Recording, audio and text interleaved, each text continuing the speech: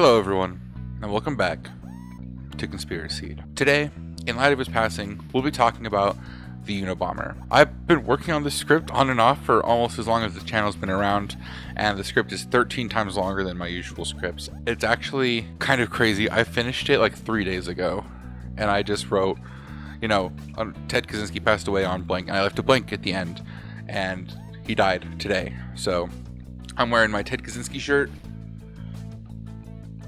Vote by mail. But I wrote this script out really in the only way that I know how to write long pieces of work. It's written out like an essay broken into sections. Thank you for choosing to spend some time with me today, and let's get into it.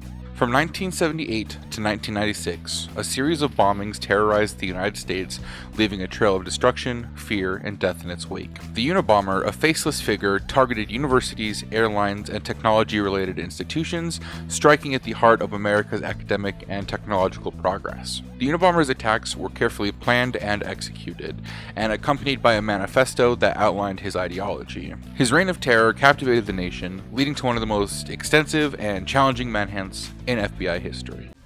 Out to play ball so we could ruin them. Mama said that it was okay. Mama said that it was fine, alright. Born on May 22nd, 1942 in Chicago, Illinois, Theodore Kaczynski displayed remarkable intellectual abilities from an early age. As a child, he demonstrated an exceptional ability in mathematics and an intellect that surpassed his classmates. His parents, Wanda and Theodore Sr., recognized his talents and nurtured his intellectual growth by providing him with challenging educational materials and encouraging his academic pursuits. Ted had an insatiable thirst for knowledge, which led him to excel academically throughout his early years. Despite his intellectual prowess, he struggled with social interactions and experienced a sense of alienation from his peers. He found it difficult to connect with others on an emotional level, which resulted in a profound sense of isolation from him. The social disconnect, coupled with the intense focus on intellectual pursuits, contributed to his growing detachment from the world around him. His parents, who recognized his exceptional abilities, arranged for him to skip 6th grade, advancing him through school. This actually further deepened his feelings of isolation as he found himself surrounded by older classmates who were not only intellectually lower, but socially distant. The contrast between his intellectual capabilities and his emotional development exacerbated his social struggles. In addition to his personal struggles, his family faced their own challenges. His parents had a turbulent relationship, they had arguments and periods of separation, which created an unstable environment in the home. These family dynamics may have also contributed to his retreat towards intellectual pursuits and feelings of loneliness in a means to find stability in his life. His intellect continued to flourish during his high school years. He stood out as a highly gifted student and was recognized for his exceptional math ability. However, his intellectual isolation still remained, with Ted finding solace in books, scientific journals, and solitary pursuits rather than engaging in your typical teenage social activities, drive-ins, soda shops, etc. The combination of his remarkable intellect, social isolation, and family challenges set the stage for his later radicalization. These formative years shaped his perception of the world, fostering a growing dissatisfaction with societal norms and fueling the seeds of rebellion against what he perceived as a dehumanizing and destructive modern society. The combination of his early intellectual development and isolation laid the foundation for the ideological path that would eventually lead him to become the Unabomber. Understanding his childhood and early signs of exceptional intelligence is crucial for comprehending the factors that contributed to why he turned out the way he turned out. By examining these formative years, we gain insight into the psychological and sociological factors that shaped his worldview, providing a deeper understanding of his motivations and actions. As Ted progressed through the academic world, his exceptional intelligence continued to shine, leading to significant achievements. However, his academic success was accompanied by an increasing sense of social isolation and disconnect from the world around him. After completing high school, he attended Harvard University at only 16. At Harvard, he pursued a major in mathematics and thrived on the intellectually stimulating environment. His professors recognized his exceptional abilities and intelligence, and he quickly stood out as one of the brightest minds at the school. Despite his academic achievements, he struggled to form meaningful relationships with his fellow students. His introverted nature and difficulties with social interaction deepened his sense of isolation. Ted's intellectual achievements and academic accolades stood in stark contrast to his social struggles. While he excelled in his studies, his ability to connect with others on an emotional level remained not there. The discrepancy between his intellectual accomplishments and his perceived failure for forging meaningful relationships with his peers fueled his sense of growing alienation. Following his graduation from Harvard, he pursued an academic career. He obtained a PhD in mathematics from the University of Michigan and went on to teach at many prestigious institutions, including UC Berkeley. Despite his academic success and esteemed positions, his social isolation was still there and still persisted. He maintained minimal social life, focusing primarily on his work and intellectual pursuits. In 1971, Ted resigned from his teaching position at UC Berkeley and went to go live a solitary existence in a remote cabin that he had built in the wilderness of Montana. Now, this move marked a significant escalation of his isolation from society. Now, not only was he isolated via his own mind, he was isolated via the land. Living off the grid, he sought refuge in a self-sufficient lifestyle, disconnected from the technological advancements and societal structures that he opposed. His social isolation and detachment from mainstream society provided a very good breeding ground for the development and reinforcement of his ideas. His belief in the destructive consequences of technological progress and industrialization deepened as he further distanced himself from the trappings of modern life. This isolation allowed him to solidify his ideas, ultimately leading to him writing his famous manifesto, Industrial Society and Its Future. Now, if Industrial Society and Its Future is something that you're interested in reading, you can find it on Amazon for like $5. It's also on Spotify and YouTube if you just want to listen to it. I think reading or listening to his ideas kind of helps us figure out where he's coming from and what it all means. A lack of meaningful social connections and the same sense of alienation from the world played a pivotal role in shaping his ideology. His retreat into intellectual pursuits and isolated living provided a fertile breeding ground for the development of his anti-technology and anti-establishment beliefs. By examining the relationship between academic achievement, social isolation, and the development of his ideology, we can gain insight into the complex need of humans to not only have intellectual smarts, but psychological well-being and social integration. The colleges that Ted went to, Harvard and the University of Michigan, played significant roles in shaping his intellectual development and worldview. His enrollment at Harvard as an undergraduate student marked a crucial period for his intellectual journey. The university's rigorous academic environment, renowned faculty, and rich intellectual history exposed him to a range of philosophical, sociological, and scientific perspectives. At Harvard, he encountered influential thinkers whose ideas would shape his thinking. The works of renowned sociologists and philosophers provided critical insights into topics like alienation, technological progress, and the dehumanizing efforts of modern society. These ideas resonated deeply with Kaczynski and laid the groundwork for his later critique of industrialization and technology. I think as technology continues to grow, these ideas resonate deeply with more and more people as well. During his time at Harvard, he also participated in the Murray experiment led by psychologist Henry Murray, which was part of MK Ultra. This experiment pitted participants to intense stress and psychological manipulation, which had a lasting impact on Ted's perception of institutions and authority. It fueled his growing distrust of academia, government, and the influence of psychological manipulation on human behavior. Not only as technology grows, but I think as the world is expanding, I think distrust of academia and government, ironically enough, are also on the rise. Once he left Harvard, however, he continued his academic journey at the University of Michigan, where he obtained a PhD in mathematics. While there, he further immersed himself in the intellectual currents of the time, engaging with prominent scholars and encountering influential ideas that further shaped his worldview. The University of Michigan, which was known for its politically active student body during the 1960s and 1970s, exposed Ted to a highly charged political atmosphere. The civil rights movement, anti-war protests, and counterculture ideologies prevalent on campus contributed to a climate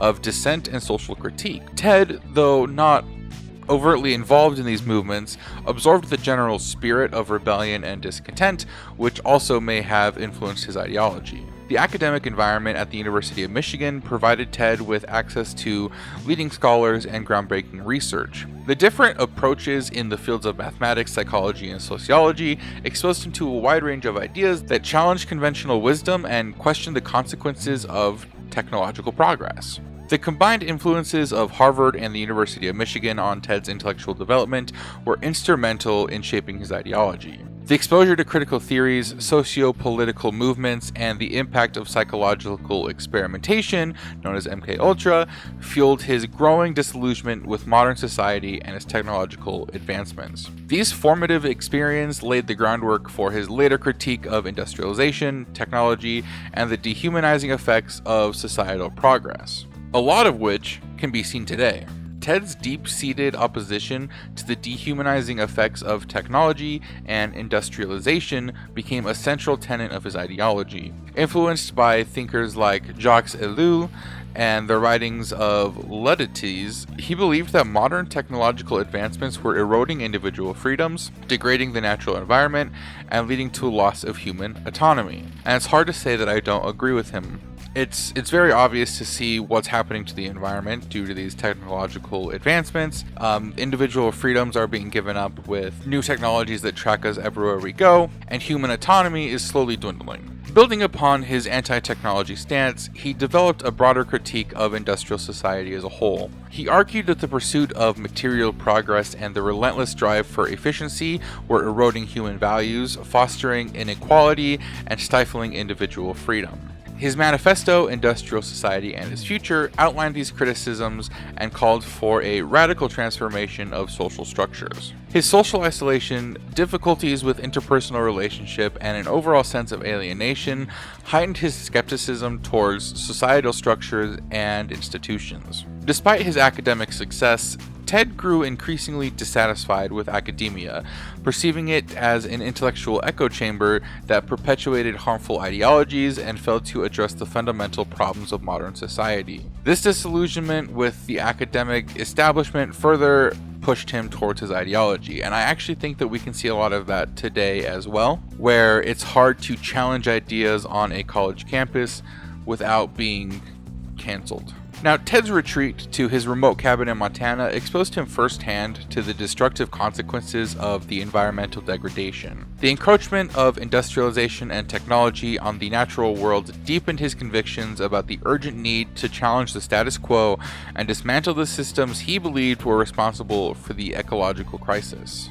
The writing of his manifesto marked a turning point in Ted's path towards becoming what's known as an ideological extremist. Industrial Society and Its Future not only articulated his critique of modern society, but also served as kind of a call to action, advocating for a violent revolution against technological progress and the institutions upholding it. In his manifesto, he justified the use of violence as a means to draw attention to his cause and disrupt the functions of industrial society. He believed that targeted attacks, such as bombings, would create fear, uncertainty, and disruption, forcing society to confront the issues he outlined. The choice of targets for his bombings were deliberate and aimed at institutions associated with technology, including universities, airlines, and technology-related organizations. These symbolic targets were intended to undermine the pillars of industrial society, generate media attention, and disseminate his ideas to a wider audience. The making of what many people would call an ideological extremist like the Unabomber involves a combination of personal experience, intellectual influences, and the development of a radical ideology.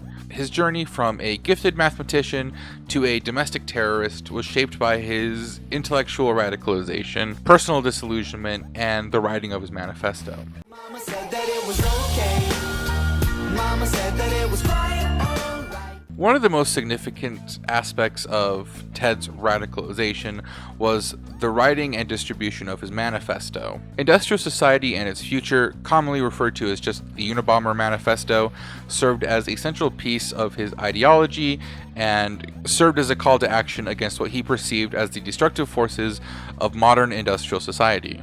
The Unabomber Manifesto was written by Ted during his years of isolation in his remote cabin in Montana. It has 35,000 words divided into several sections, with each section elaborating on different aspects of his ideology, analysis of society, and proposed solutions. The manifesto presented a scathing critique of technological progress and its consequences on individual freedom, human nature, and the environment. Ted argued that the relentless pursuit of technological advancement was leading to the erosion of personal autonomy, creating a dehumanizing society, and perpetuating environmental destruction. Central to the manifesto is Ted's opposition to industrialization and its associated systems. He believed that industrial society had transformed individuals into mere cogs in a vast machine, undermining their ability to lead fulfilling lives and imposing an oppressive system that prioritized efficiency and material progress over human well-being, which again I think is something we can see today.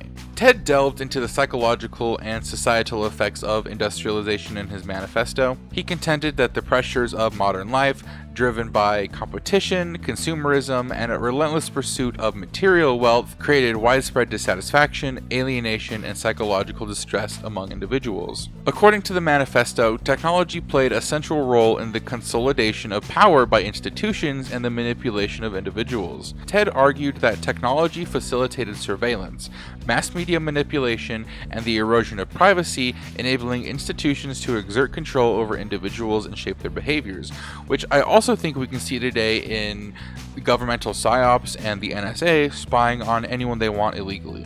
While the manifesto highlighted the problems and perceived dangers of industrial society, Ted also offered some solutions. He advocated for a radical restructuring of society that would involve dismantling the technological infrastructures and returning to small-scale, self-sufficient communities that prioritized human values, autonomy, and the preservation of the natural environment. Within the manifesto, he brings up how technology is supposed to help humans and then end up becoming a necessity. Take phones, for example.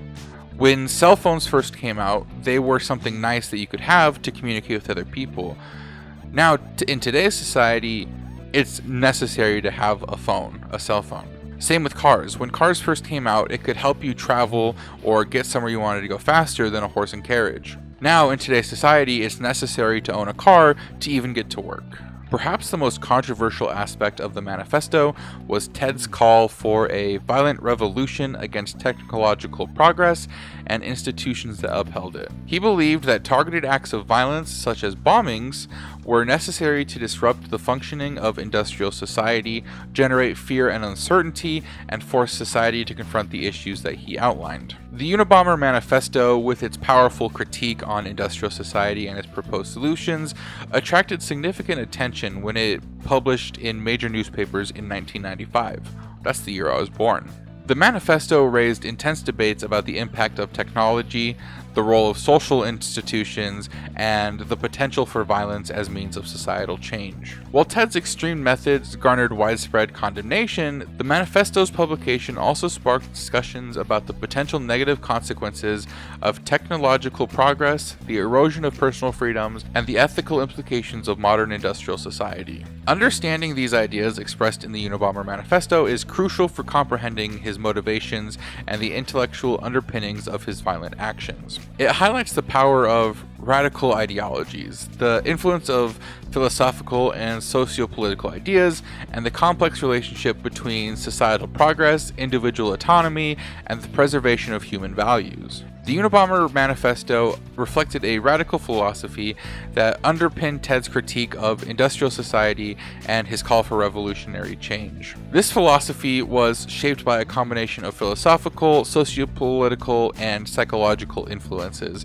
which contributed to the formation of his worldview. Ted's philosophy can be situated within the framework of anarcho-primitivism. Anarcho-primitivism is an ideology that advocates for a return to a primitive, pre-industrial state as a means to restore individual autonomy, ecological balance, and a more harmonious existence. Essentially, think of Return to Monkey. Ted drew from anarcho-primitive ideas in his manifesto, arguing that industrial society had severed the connection between humans and their natural environment, resulting in an alienated and unsustainable way of life. And I do think humans weren't necessarily meant to live in large cities. I moved to a large city for 3 or so years, and I would get major depressive episodes unless I would go out into nature. Another philosophy that's present in his manifesto is Neo-Luddism. The Luddites were 19th century British textile workers who destroyed machinery they believed was threatening their livelihoods. Ted, similar to the Luddites, saw technology as a dehumanizing force that displaced workers, disrupted traditional ways of life, and led to the degradation of human values. He aligned himself with the spirit of resistance embodied by the Luddites, advocating for a rejection of technology and a return to simpler, pre-industrial modes of existence. Return to Monkey. Ted's philosophy rejected technological determinism, the belief that technology has its own autonomous movement and inevitably shapes society. Instead, he argued that the negative consequences of technology are the result of specific choices made by individuals and institutions. He contended that technological progress was driven by a power-hungry elite who sought to exert control over the masses rather than being an inherent force beyond human agency. Central to his philosophy was the preservation of individual freedom and autonomy. He believed that industrial society and technological progress had eroded these essential human qualities, reducing individuals to mere cogs in a vast, dehumanizing machine. His critique of modern society was grounded in the conviction that personal autonomy and the pursuit of meaningful, self-determined lives were being undermined by the pressures of consumerism, materialism, and technological dependency. Environmental concerns were also crucial components of Kaczynski's radical philosophy. He viewed the degradation of the natural environment as a direct consequence of industrialization and technological progress. Hard to disagree with him.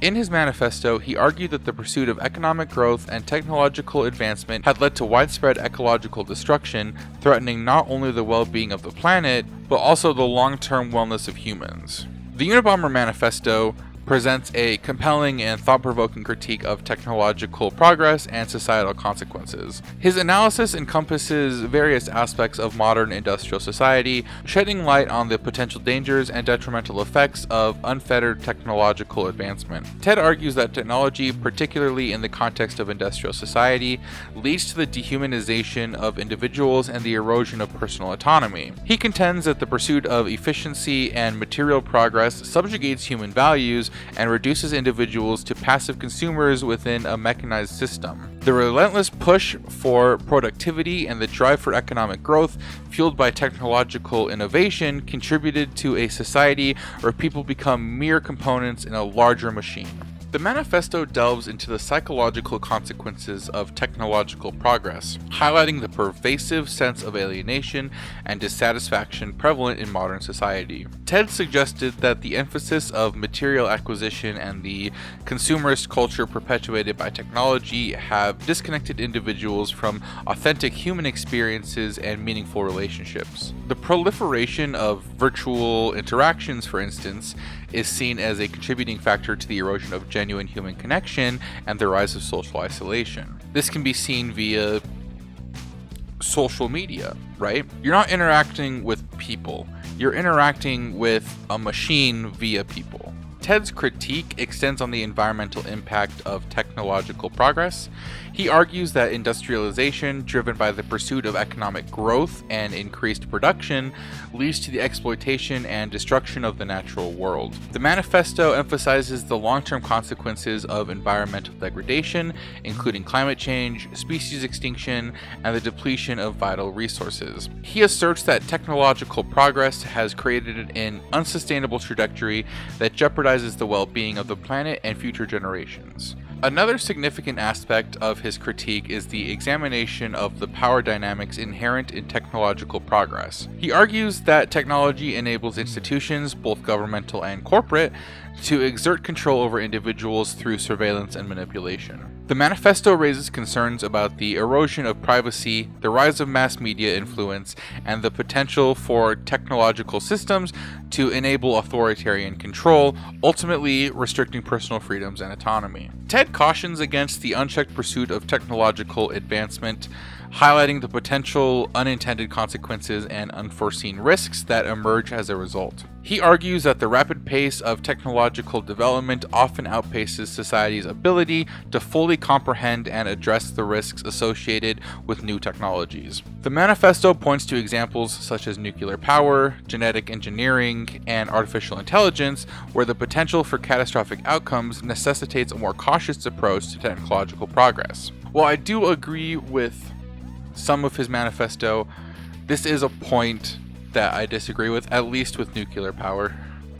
Nuclear power is super safe, and as long as we do have a society that relies on electricity, I think nuclear power is the way to go. Nuclear power not only is better for the environment than coal, but it takes up less space than a wind or solar farm and provides more power. Ted's critique of technological progress raises crucial questions about the ethical and societal implications of our reliance on technology. While his extreme methods of resistance garnered widespread condemnation, the analysis presented in his manifesto continues to provoke discussions about the balance between technology, innovation, and the preservation of human values, autonomy, and environmental sustainability. It serves as a reminder of the need for responsible and thoughtful engagement with technology, considering its potential impact on individuals, society, and the natural world. Anarcho-primitivism, which we mentioned earlier, played a significant role in shaping Ted's beliefs and ideology, as evident by his manifesto. Ted drew heavily from this philosophy, intertwining its principles with his critique of industrialization and the call for revolutionary change. Anarcho-primitivism critiques modern civilization, arguing that the advent of agriculture and subsequent development of technological advancements marked a fundamental shift away from a sustainable way of life. Ted's manifesto echoes these sentiments, contending that industrialization and technological progress have resulted in profound disconnect between humans and the natural world, leading to environmental devastation, psychological alienation, and the erosion of personal autonomy. At the core of anarcho-primitivist thought is the rejection of technological dependency. Anarcho-primitivists argue that technology and industrialization have led to an over-reliance on complex systems that alienate individuals from their natural environment and undermine self-sufficiency. Now, Ted shared this sentiment, and emphasizing the detrimental effects of technological dependence and advocating for a return to a simpler, pre-industrial mode of existence. Anarcho-primitivism views primitivism as both a path to liberation, posting that a return to pre-industrial ways of life fosters greater individual freedom, self-determination, and a sense of community. Ted's manifesto reflects this, suggesting that a rejection of technological progress and industrial society is necessary to reclaim individual autonomy and restore meaningful human relationships. Anarcho-primitivism places a strong emphasis on environmental sustainability and the restoration of ecological balance. It argues that pre-industrial societies existed in closer harmony with nature, with more sustainable practices and a smaller ecological footprint. His manifesto echoes these concerns, highlighting the destructive consequences of industrialization and the urgent need to address environmental degradation through a radical restructuring of society. Anarcho-primitivism is fundamentally anti-civilization, viewing civilization as the root cause of social and ecological problems. It criticizes the hierarchical structures, oppressive systems, and the dominance of technology associated with civilization. His manifesto aligns with this perspective, advocating for the dismantling of industrial society and the overthrow of technological infrastructures as a means to restore individual freedom and dismantle oppressive structures. While anarcho-primitivism generally promotes nonviolent resistance, Ted's adoption of violent means to achieve his goals deviates from the mainstream of the philosophy. Nevertheless, his actions can be seen as an extreme manifestation of the frustration and urgency felt by some anarcho-primitivists who view industrial society as irredeemable and advocate for radical measures to disrupt its functioning. The influence of anarcho-primitivism in the Unabomber's beliefs underscores his rejection of industrial society, technological progress, and the dehumanizing effects of modern civilization. It reflects his deep concern for environmental sustainability, individual autonomy, and the restoration of a more harmonious relationship between humans and the natural world. While the Unabomber's violent actions were widely condemned, understanding the role of anarcho-primitivism in his beliefs provides insight into his worldview and the driving forces behind his actions. Mama said that it was okay. Mama said that it was quite alright. One of the more disturbing aspects of his criminal activities as the Unabomber was his selection of victims. Ted deliberately targeted institutions and individuals associated with universities, airlines, and technology. This pattern of victim selection shed light on the Unabomber's motivations, his ideological beliefs, and the specific symbols of modern industrial society that he sought to attack. Universities played a prominent role in Ted's targeting strategy. As institutions at the forefront of technological research, they represented the academic and intellectual underpinnings of modern industrial society. Ted's manifesto explicitly criticized universities for their role in perpetuating the destructive forces of technology and industrialization. By targeting university faculty, staff, and students, Ted sought to disrupt the academic institutions that he believed were complicit in the development and promotion of technologies that he deemed detrimental to human freedom and the environment. Airlines and transportation systems were another primary target for Ted's attacks. He saw air travel as a symbol of the speed, efficiency, and global interconnectedness that were central to modern industrial society. By targeting airlines, he aimed to disrupt the transportation infrastructure that facilitated the expansion of industrialization and technological progress. His attacks on airlines and transportation systems were intended to create fear, uncertainty, and economic disruption, exposing what he believed to be the vulnerability and inherent dangers of a hyper-connected and technologically dependent society, which also is why he used the US mail system to mail his bombs. Ted's choice of victims also reflected his deep-seated opposition to technology and those involved in its development or promotion. Ted believed that technological progress driven by an elite class of technocrats and industrialists posed a grave threat to individual autonomy, human values, and the natural environment. He targeted individuals associated with technology-related industries such as computer science, engineering, and manufacturing, seeking to disrupt and intimidate those he saw as perpetuating the destructive forces of industrial society. Ted's selection of victims can be seen as a calculated strategy to attack the symbols and agents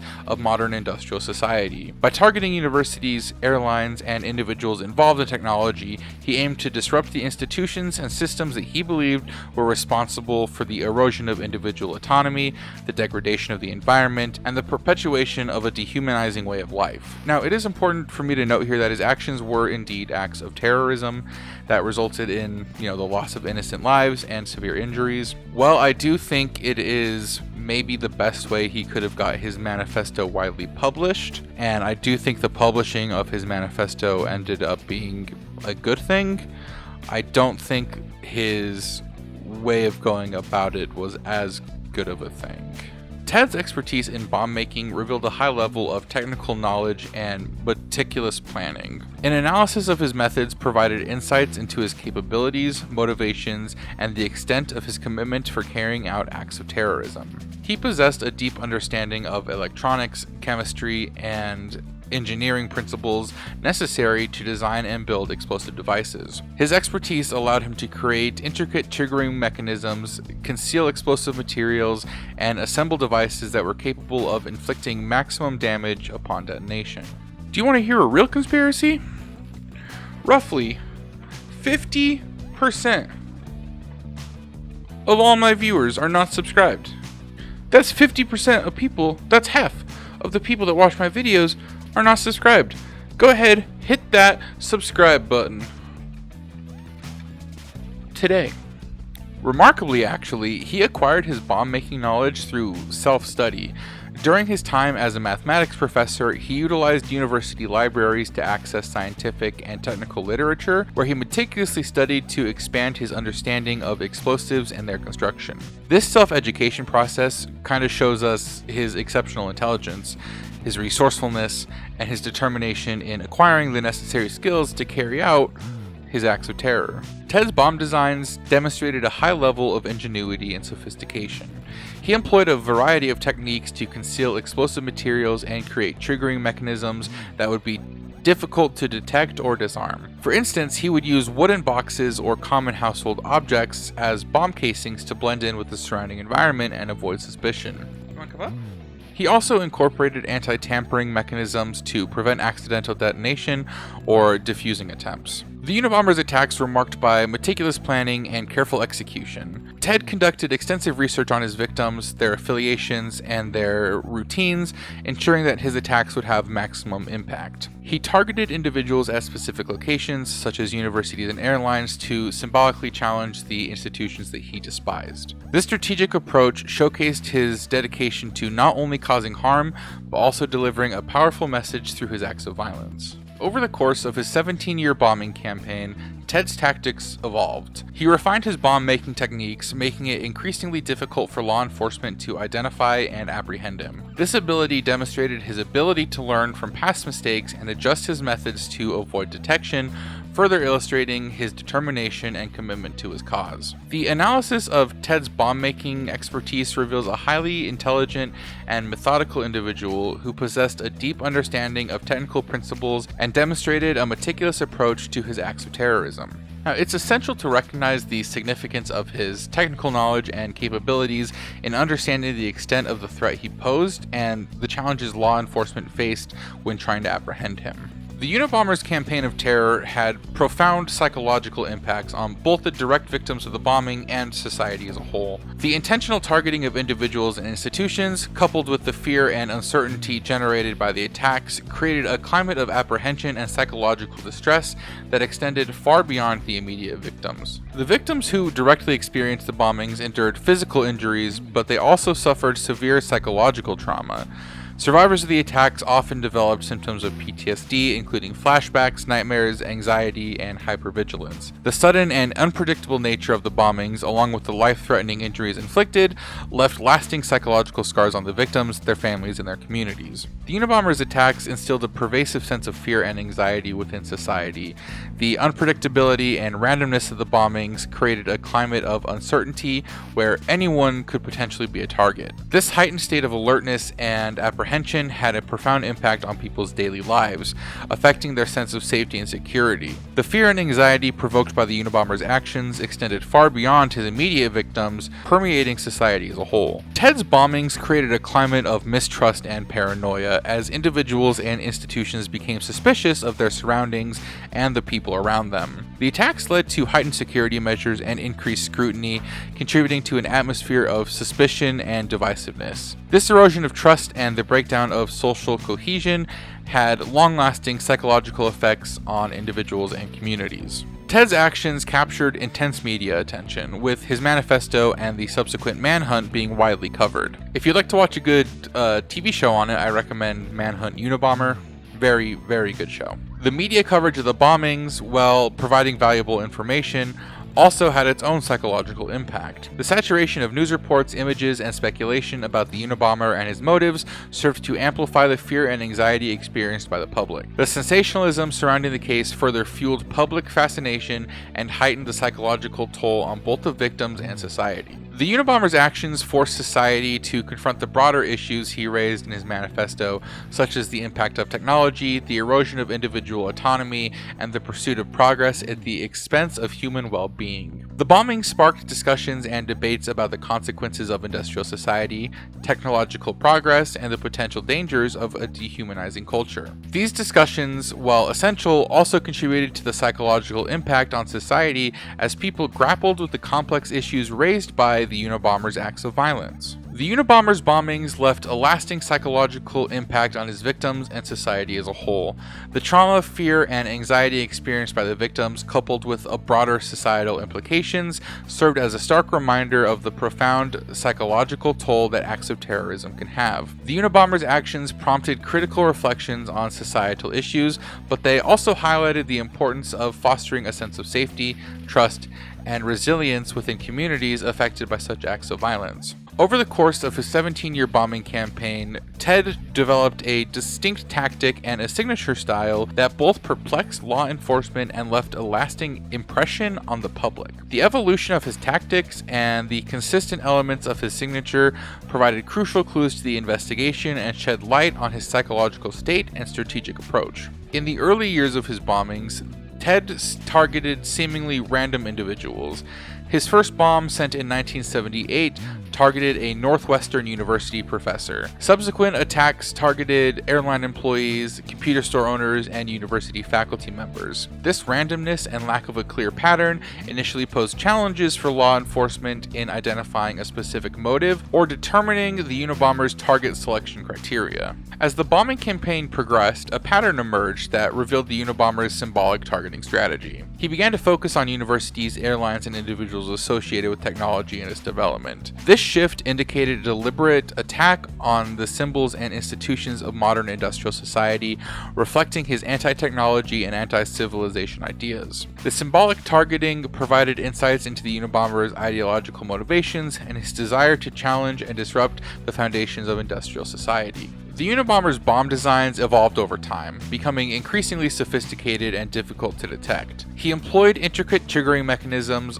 often using timers or barometric switches to ensure that the bombs detonated when the intended target opened or moved the package. The complexity of the bomb design demonstrated the Unabomber's technical expertise and his determination to cause maximum harm when minimizing the risk to premature detonation or detection. A consistent element for the Unabomber's signature was the use of a double-walled wooden casings for his bombs. These casings served two purposes. First, they acted as a disguise, making the bombs resemble harmless packages or common objects, and second, they enhanced the explosive power by containing and directing the force of the blast. The use of wooden casings became a recognizable element of the Unabomber's signature style and served as a means to both deceive and amplify the destructive impact of his attacks. The Unabomber used deceptive tactics when labeling and mailing his packages. He often used false return addresses and false names to avoid suspicion and traceability. Additionally, he frequently utilized a return address of FC, which stood for Freedom Club, to further confuse investigators. These tactics, along with the use of different postmarks and mailing locations, made it a challenge for law enforcement to track the origin of the bombs and link them to the Unabomber. The Unabomber's signature took on a new dimension when he sent a lengthy anti-technology manifesto titled Industrial Society and Its Future to media outlets and demanded its publication. This strategic move signaled a shift in his tactics. The manifesto served as a platform to disseminate his ideas and demands, using the threat of more violence to compel media attention and public engagement with his ideological beliefs. The evolution of the Unabomber's tactics and signature revealed a calculated and adaptable approach to his acts of terrorism. From random targets to symbolic targeting, from single bombs to complex designs, and from deceptive packaging to strategic use of his manifesto, his methods and choices reflected his evolving objectives and the desire to convey a message through his violent actions. Understanding the evolution of the Unabomber's tactics and signature provided crucial insights into his mindset, motivations, and strategic thinking. Mama said that it was okay. Mama said that it was quite alright. The hunt for the Unabomber provided one of the most challenging and prolonged investigations in the history of the FBI. Despite the Unabomber's extensive bombing campaign and the devastating consequences of his actions, the task of identifying and apprehending him presented numerous obstacles for law enforcement. One of the major hurdles faced by the FBI was the initial lack of an identifiable pattern in the Unabomber's choice of targets. His early attacks seemed random, targeting individuals in different locations and professions. Without a clear pattern, it was difficult for investigators to establish a motive or a specific target selection criteria.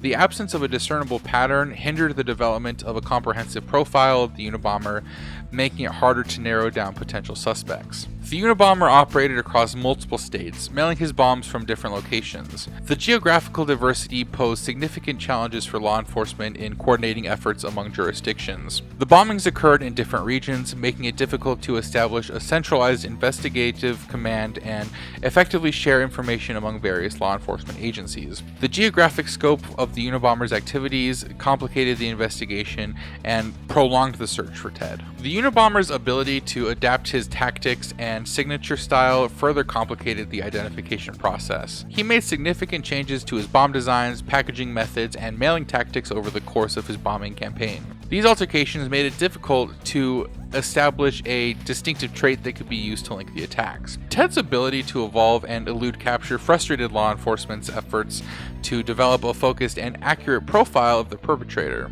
At first they thought it was like an airline mechanic who was uneducated, like dropped out of high school, when in reality it was one of the smartest people in the world at the time. The forensic examination of the bombing scenes and the recovered evidence presented significant challenges to investigators. Ted's use of wooden casings and complex triggering mechanisms made it difficult to collect and preserve forensic evidence. Additionally, the bombs often destroyed crucial evidence upon detonation, making it harder for investigators to identify the materials and components used in the construction of the devices. The lack of definitive forensic evidence hindered progress in identifying Ted. Ted's decision to send his manifesto to media outlets and demand its publication added another layer of complexity to the investigation. The publication of the manifesto generated widespread media attention and public fascination with the case. While the manifesto provided valuable insights into the Unabomber's ideology, it also created a flood of tips and leads, overwhelming investigators and making it challenging to sift through the information effectively. The media frenzy surrounding the case posed difficulties in separating valid leads from false or unsubstantiated claims. Ted lived in a remote cabin in Montana and had limited social interactions. He meticulously avoided leaving traces of his identity,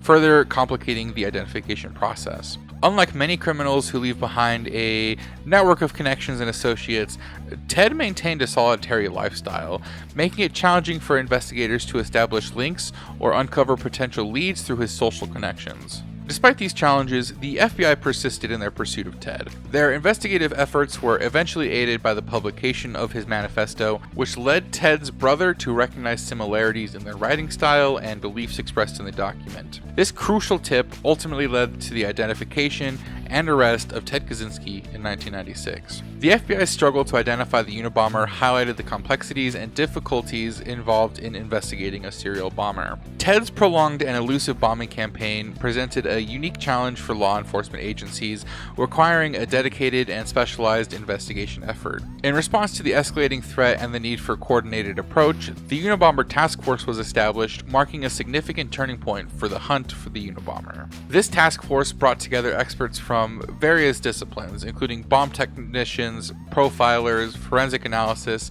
and investigators experienced in domestic terrorism cases. The collaboration of these specialists allowed for a comprehensive and multidimensional approach to the investigation. The establishment of the Unabomber Task Force created a centralized command structure, streamlining communication and coordination among the various law enforcement agencies involved. This centralized approach was crucial in overcoming the jurisdictional challenges presented by the Unabomber's geographically dispersed attacks. The task force served as a hub for sharing information, coordinating investigative efforts, and pooling resources, leading to a more effective and efficient operation. The Unabomber Task Force benefited from enhanced analytical capabilities, utilizing advanced technologies and methodologies to analyze the evidence and develop investigative leads. The task force employed cutting-edge forensic techniques, including bomb residue analysis, handwriting analysis, and linguistics analysis of the manifesto to generate valuable insights into the Unabomber's identity and motives. The utilization of these sophisticated analytical tools significantly bolstered the task force's ability to identify patterns and connect disparate pieces of evidence. The Unabomber Task Force fostered collaboration and resource sharing among federal, state, and local law enforcement agencies. This collaborative approach allowed for a broader pool of expertise, diverse perspectives, and access to specialized resources. Their sharing of information and resources enabled investigators to leverage their collective knowledge and skills, improving the chances of identifying the Unabomber and bringing him to justice. Recognizing the importance of public assistance in solving the case, the Unabomber Task Force engaged in extensive public outreach efforts. They appealed to the public for information and encouraged individuals with any knowledge or leads to come forward. The task force worked closely with the media to disseminate information about the bombings, the Unabomber signature, and his manifesto. Public awareness and involvement played a crucial role in generating leads and ultimately contributed to the identification and capture of Theodore Kaczynski. Perhaps the most significant aspect of the Unabomber task force was the unwavering persistence and dedication of its members. Despite the challenges posed by the Unabomber's evolving tactics, lack of a clear pattern, and limited forensic evidence, the task force remained committed to solving the case. The investigators tirelessly pursued leads, followed up on tips, and meticulously analyzed evidence. Their tenacity and determination were essential in maintaining momentum throughout the investigation and eventually leading to Ted's identification and arrest. The emergence of the Unabomber task force marked a critical milestone in the pursuit of the Unabomber. Through specialized expertise, centralized command, enhanced analytical capabilities, collaboration, public engagement, and unwavering dedication, the task force played a pivotal role in ultimately bringing an end to the Unabomber's reign of terror. The establishment of this specialized investigative unit serves as a testament to the importance of a focused and coordinated effort when faced with complex and elusive criminal cases. In the investigation and eventual capture of Ted, a critical turning point came with the involvement of his own brother, Dave Kaczynski. Dave's decision to come forward and provide crucial information to law enforcement played a pivotal role in unraveling a mystery surrounding the Unabomber's identity and bringing an end to his reign of terror. David Kaczynski, having maintained a close relationship with his brother Ted throughout their lives, began to harbor suspicions about his brother's potential involvement in the Unabomber case. As news reports and sketches of the suspect were circulated, David noticed striking similarities between the sketch and his brother's appearance. These observations, combined with his knowledge of Ted's reclusive lifestyle and anti-technology views, raised alarm bells and fueled David's growing concerns. Struggling with the weight of his suspicions, David sought guidance from his friends and professionals who could help him navigate the difficult decision of whether to involve law enforcement. Consulting with a private investigator and a former FBI agent, he discussed the evidence and his concerns about his brother's possible involvement. These consultations provided David with the necessary support and insights to take the next steps in bringing his suspicions to the attention of law enforcement. In early 1996, David made the hard decision to contact the FBI and share his concerns about his brother. Recognizing the gravity of the situation and the potential consequences of his action, David reached out to the authorities, fully aware of the implications it would have on his family and his relationship with his brother. This pivotal step marked the beginning of a collaborative effort between David and law enforcement to uncover the truth behind the Unabomber's identity. David Kaczynski's cooperation with the FBI went beyond mere suspicions. He provided tangible evidence that linked Ted to the Unabomber crimes. David provided the FBI with journals, letters, and other personal writings of Ted's that demonstrated a remarkable resemblance to the language and ideas expressed in the Unabomber Manifesto. This evidence became instrumental in building a compelling case against Ted Kaczynski. David's decision to come forward was not without emotional struggles, of course. Betraying a family member, particularly a sibling, is an agonizing choice that often brings conflicting feelings of loyalty, guilt, and a profound sense of responsibility. David grappled with these emotions throughout the investigation, but ultimately his concern for public safety and his desire to prevent further harm prevailed. David Kaczynski's involvement in the Unabomber case drew significant public attention and sparked discussions about family loyalty, ethical dilemmas, and the role of individuals in preventing acts of violence. His willingness to cooperate with law enforcement and his courage in confronting his brother's actions served as a poignant reminder of the importance of personal responsibility and the potential impact the individuals can have in assisting with criminal investigations. Dave Kaczynski's pivotal role in the Unabomber case cannot be overstated. His decision to come forward, provide crucial evidence, and cooperate fully with law enforcement played a vital role in identifying Ted Kaczynski as the Unabomber and ending his reign of terror. David's actions exemplify the difficult choices and sacrifices that individuals may face when confronted with the responsibility of ensuring public safety, even at the expense of personal relationships. The arrest and subsequent trial of Ted Kaczynski marked the culmination of an intense investigation and the beginning of a legal process that sought to hold him accountable for his crimes. The arrest and trial shed light on his motives, methods, and consequences of his destructive campaign, while also providing an opportunity for justice to be served. On April 3, 1996, Ted Kaczynski's reign of terror came to an end when he was apprehended in his remote cabin in Montana. The arrest was the result of a collaborative effort between the FBI, the ATF, and the Unabomber task force. After obtaining a search warrant for his cabin, law enforcement agents carefully approached and apprehended him without incident. The arrest marked a significant breakthrough in the investigation and brought relief to a nation plagued by the Unabomber's attacks. Following the arrest, law enforcement agencies conducted an extensive search of Ted's cabin. The search yielded a wealth of evidence, including bomb-making materials, diagrams, handwritten notes, and other incriminating items. The discovery of these materials provided further confirmation of Ted's involvement in the bombings and offered valuable insights into his methods and mindset. After his arrest, Ted underwent a competency evaluation to determine his mental state and fitness to stand trial. The evaluation concluded that he was mentally competent to face legal proceedings, and the trial process began. The trial of Ted Kaczynski commenced on November 12, 1997 in Sacramento, California. The prosecution presented a wealth of evidence, including the recovered bomb materials, writings, and the Unabomber Manifesto, to establish Ted's guilt. The defense, on the other hand, sought to portray Ted as a mentally disturbed individual, arguing that his actions were the result of mental illness. During the trial, the defense team made a strategic move to offer a guilty plea in exchange for a life sentence without the possibility of parole. The plea bargain offer aims to avoid a lengthy trial and a potential death penalty sentence. However, the prosecution, seeking a harsher punishment, rejected the offer and the trial continued. On January 22, 1998, after a 4-month-long trial,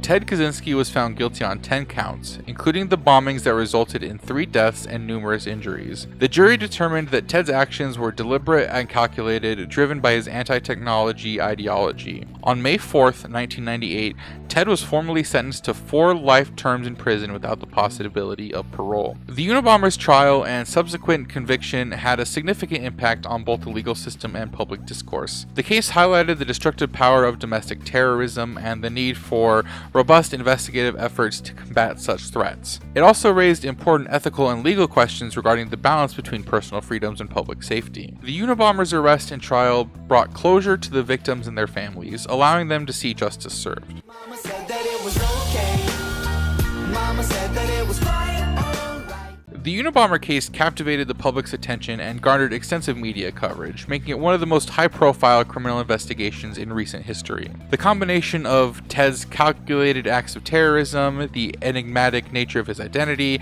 and the broader social implications of his anti-technology ideology fueled a fascination that permeated the various forms of media. The first media reports about the Unabomber emerged in the late 1970s when his bombings targeted universities and airlines. These attacks, coupled with the Unabomber's ability to evade capture, captured the imagination of the public and journalists alike. News outlets began reporting on the bombings, providing details of the attacks, the victims, and the ongoing investigation, generating widespread interest and concern. The Unabomber's Manifesto, titled Industrial Society and Its Future, added a new dimension to the media coverage and public fascination. In 1995, the New York Times and the Washington Post, at the Unabomber's request, published the 35,000-word manifesto. Its publication created a platform for the Unabomber's anti-technology ideas and ignited a debate about the impact of technology on society. The manifesto's release brought the Unabomber case to the forefront of public discourse and drew intense media scrutiny. Media outlets extensively analyzed and speculated on the identity of the Unabomber, his motives, and his methods. Journalists, experts, and commentators offered various theories and insight into the mind of the Unabomber, often portraying the psychological, sociological, and political perspectives. The media's continuous coverage of the case kept the public engaged and fueled a sense of intrigue and curiosity surrounding Ted's actions. Composite sketches and artist renditions of the Unabomber based on witness descriptions and forensic evidence were widely circulated in the media. These images served to create a visual representation of the Unabomber, fostering public recognition and awareness. The release of these sketches contributed to the heightened public interest and amplified the sense of urgency in identifying and apprehending the Unabomber. The Unabomber case inspired numerous documentaries, television specials, and books that delved into the details of the investigation, the Unabomber's ideology, and the psychological profile of the perpetrator. These media productions aimed to provide an in-depth examination of the case, appealing to the public's curiosity and desire to understand the motivations behind such acts of violence. The media coverage of the Unabomber case sparked public dialogue and engagement. People across the nation closely followed the developments, discussed the Unabomber's ideas and debated the merits of his anti-technology stance. The case prompted discussions about the impact of technology on society, individual freedoms, and the limits of progress. The Unabomber's actions and ideology compelled individuals to reflect on their own relationship with technology and its consequences. The Unabomber case raised ethical dilemmas for the media regarding the publication of the Manifesto and the extent of coverage. Some criticized the decision to publish the Manifesto, arguing that it gave the Unabomber a platform and potentially glorified his actions. Others defended the publication, asserting that it facilitated public awareness and contributed to the investigation. The media coverage and public fascination surrounding the Unabomber case were profound and enduring. The Unabomber's acts of terrorism, coupled with the publication of his Manifesto, fueled public curiosity. The Unabomber's actions and anti-technology ideas had a profound impact on society and sparked wide-range discussions and debates about the consequences of technological progress, individual freedoms, and the role of violence in affecting change. The Unabomber's influence on society and public discourse can be seen in several key areas. The Unabomber's Manifesto presented a scathing critique of modern industrial society and its heavy reliance on technology. His ideas resonated with individuals who harbored concerns about the negative effects of technology on human well-being, the environment, and personal freedom. The Manifesto's publication sparked a broader discussion about the potential risks and drawbacks of unbridled technological progress, prompting some to question the prevailing notion of progress itself. The Unabomber's attacks and Manifesto forced society to confront ethical considerations surrounding the development and implementation of technology. His actions raised questions about the responsibility of individuals, corporations, and governments in ensuring that technology is developed and used in a manner that aligns with ethical principles and safeguards human dignity. The Unabomber's extreme methods, though widely condemned, did shed light on the importance of ethical considerations within technological advancement. The Unabomber's Manifesto included a section titled The Surveillance Society, in which he expressed concerns about the erosion of privacy and the rise of surveillance technologies. In the post-Snowden era, the Unabomber's warnings about the surveillance state kind of took on a new relevance, contributing to the discussions about government surveillance, data privacy, and the balance between security and individual liberties. The Unabomber's violent methods sparked debates on the boundaries of civil disobedience and the ethics of using violence as a means to convey a message. While the vast majority condemned the Unabomber's acts of terrorism, his actions raised questions about the role of violence in affecting social or political change and prompted discussions on non-violent means of dissent. The Unabomber's case garnered significant attention from psychologists and criminologists who sought to understand the motives and psychological profile of the perpetrator. His case contributed to the study of lone wolf terrorism, radicalization processes, and the intersections between ideology, mental health, and criminal behavior. The Unabomber's case highlighted the challenges faced by law enforcement agencies in identifying and apprehending lone wolf terrorists. The investigation and eventual capture of Ted provided valuable insights into the importance of effective collaboration, forensic analysis, and the need to balance civil liberties with public safety. Lessons learned from the Unabomber case continue to inform counterterrorism strategies and efforts to prevent acts of domestic terrorism. The Unabomber's influence on society and public discourse cannot be underestimated. His actions and anti-technology ideology prompted critical discussions on the impact of technology, ethical considerations, civil disobedience, and the boundaries of progress. While the Unabomber's methods were widely condemned, his case serves as a reminder of the power of ideas and the need for ongoing dialogue and critical examination of the consequences of our technological advancements. The Unabomber's anti-technology ideology and his violent tactics have left a complicated and controversial intellectual legacy. While many condemn his acts of terrorism, his ideas continue to evoke discussion and debate regarding the merits and flaws of his critique of industrial society. Evaluating the Unabomber's intellectual legacy requires a nuanced examination of his arguments and their broader societal implications. The Unabomber's Manifesto presented a radical critique of modern industrial society